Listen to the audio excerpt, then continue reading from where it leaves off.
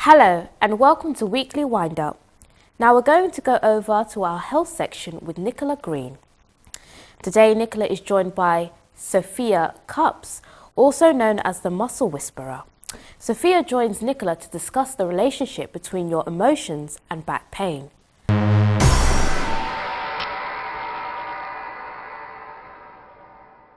So what got you on this journey connecting emotions with back pain, Sophia? What put me on the pathway to holistic medicine was 30 years ago when I was 23. On Christmas Eve 1987, I was hit head on by a drink driver. I was crushed in my car and I suffered horrific injuries, and part of that was part paralysis of my legs. For the first 6 weeks of my recovery, I went into a deep depression, which meant that I wasn't engaging my mind with my body. I was failing my physiotherapy. Then one day my father came to me with 2 books that changed my life. That was Susan Jeffers' Feel the Fear and Do It Anyway, and Louise Hay's You Can Heal Your Life. And after reading those 2 books over and over again, my healing pathway started. My mind connected back to my body and all my treatments started to work and I started to walk again. But it put me on the journey of understanding what back pain really was and how people really do suffer from sciatica and any other debilitating things to do with back pain. So do you feel with technology and everything else that it's on the increased back pain? If we look at the health and safety executive reports over the last decade, the 2 reasons that people are off work are for back pain and stress. So why aren't we noticing that there's a connection there? People are always going to focus on the physical reason. They never relate their back pain to an emotional reason like stress at work, stress at home, financial issues, relationship problems. But this all has an impact on our physical well-being because what you're saying to yourself internally is what's coming out and affecting you externally. So this is the connection that people have to start making and understanding. Okay, and when people come to you then, what can they expect that's different from other therapies? They tend to come to me once they've been down the route of investigation with doctors. They've gone and got painkillers, anti-inflammatories, it's not working, they've had physiotherapy, they've had x-rays and scans, and nothing's determining why they're getting that repeated pain in that area. So my job with LT therapy is to clearly identify what emotion and what their mind is telling their physical body. We do this through a mapping system I developed. In reflexology, there's a mapping system of the physical body on the feet. In LT therapy, there is a mapping system developed that represents a conscious and unconscious mind. What I mean by that is that I can determine through that system if you're referring to something that's as far back as your childhood, or it's something that's emotionally going on right now in your family or your job or at home. So how does the body interpret those emotions then? Well, we know that when we are happy, how we feel, our muscles feel relaxed, we're producing lots of good endorphins, and that's healing us. But most of the time we don't have that state of mind where we're always in a happy state and we're producing lots of good endorphins. Most of the time we're in a stress state. When we're in a stress state, we produce adrenaline and cortisol. Cortisol is responsible for our belly fat, and adrenaline is our fight or flight response system. If we're not using that very quickly, what's happening, it converts to lactic acid and starts to build in the pockets of muscles in our body, and they tend to group in the biggest muscle groups, which is the neck, shoulder and back. So how can people prevent back pain then? Well, what happens is we need to prevent the system by really having 4 important changes on a daily basis. That's the important message. And the first one is drink more water.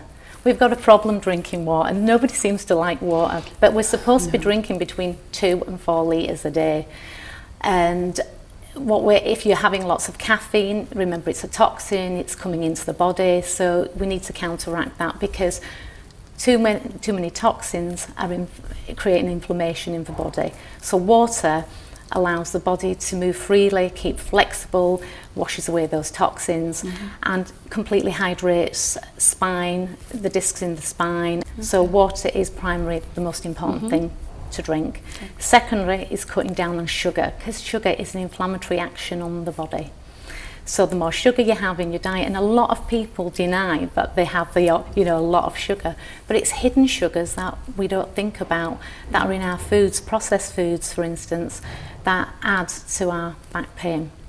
Thirdly, you need to move more, because movement allows the flexibility of the muscle.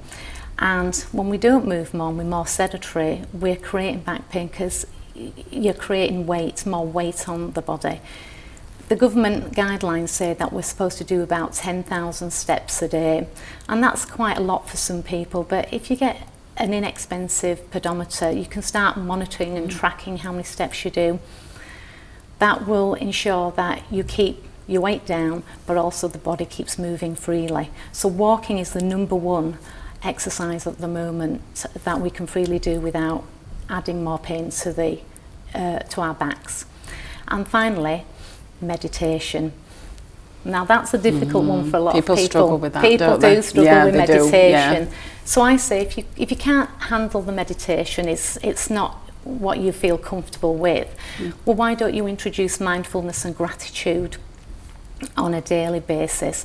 What I mean by that, if the brain focuses on all the things that you're good at and what you can do rather than on what you're not good at, then we're changing our brain set from a negative to a positive, and it's extremely important to do that. So being grateful for what you have every day in your life will make the body have less inflammation and toxicity. Okay, so you've wrote 3 books. What are those books called, and where can people You're challenging me now, Nicola, you're challenging me.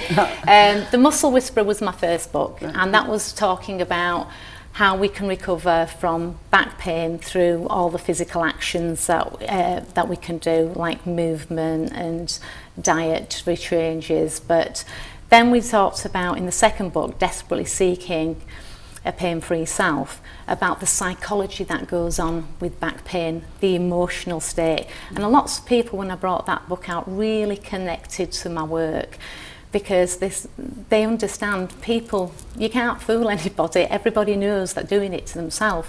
It's that internal conversation that you're always having, and most of the time we're always speaking down to ourselves. There's a lot of people out there that will be happy to do it, so why do that to yourself? Because every time you do that, you're going to constantly produce a lot of adrenaline, and that adds to physical pain in the long run. And my third book, my latest book that came out in September, is called Pain-Free, Easy Steps to a Happier, Healthier You. And that brings the science behind why we get back pain and emotion and physical pain. And that's been well received because it has a lot of medical evidence there. Okay, so thank you for coming today, Sophia, and giving us such a fantastic talk. If you'd like to find out about Sophia's work, you can contact us via social media. I'd like to say thank you for watching the health section on KLTV, and my name's Nicola Green.